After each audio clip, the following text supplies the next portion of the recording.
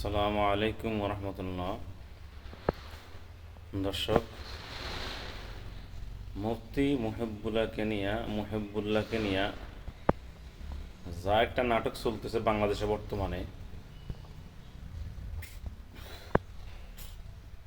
যেহেতু বাংলাদেশে পুলিশ প্রশাসন এদের উপরে কিন্তু মানুষের কোনো বিশ্বাস নেই, আর এরা বিশ্বাসযোগ্য কাজও অতটা বেশি করে না।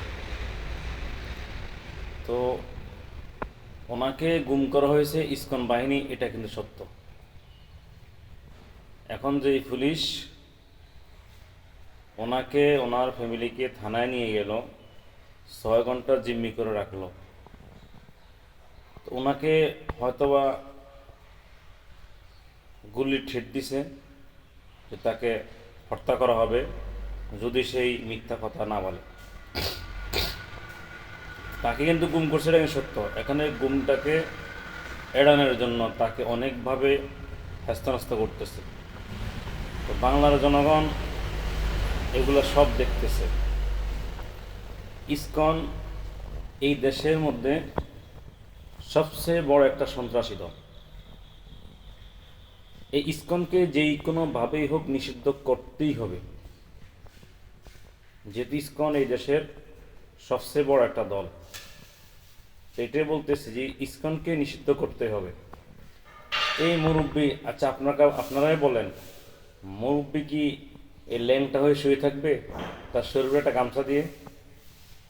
অথবা সে কি তার নিজের ভাই সেগুলোদেরকে আটকে শুয়ে থাকবে? এটা কোনো কথা? এই মুরব্বীকে হয়তো এখন হুমকি ধুমকি দিচ্ছে যে সে যদি এটার বিপরীত যদি না বললে ওয়েলকাম, আর না বললে তারে হত্যা করবে।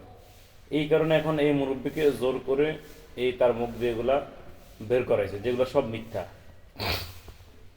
আমি বলবো ইসকনকে অতি দ্রুত নিষিদ্ধ করা হোক। আর যে পুলিশ বাহিনী এই মুহিবুল্লাহকে নিয়ে নাটক করতেছে, এত কিছু করতেছে, তাদেরকেও আইনের আওতায় আনতে হবে। তাদেরকে আইনের আওতায় এনে তাদের বিচার করতে হবে। যেহেতু তারা বাংলাদেশের প্রশাসনের লোক, তারা জনগণের ট্যাক্সের টাকা তারা বেতন নেয়, তারা চলতেছে জনগণের ট্যাক্সের টাকা। তারা কেন সত্যটাকে প্রকাশ করে না, সত্যটা কেন তুলে ধরতেছে না? এটা তাদের কাছে জবাবদিহিতা চাইতে হবে জনগণের।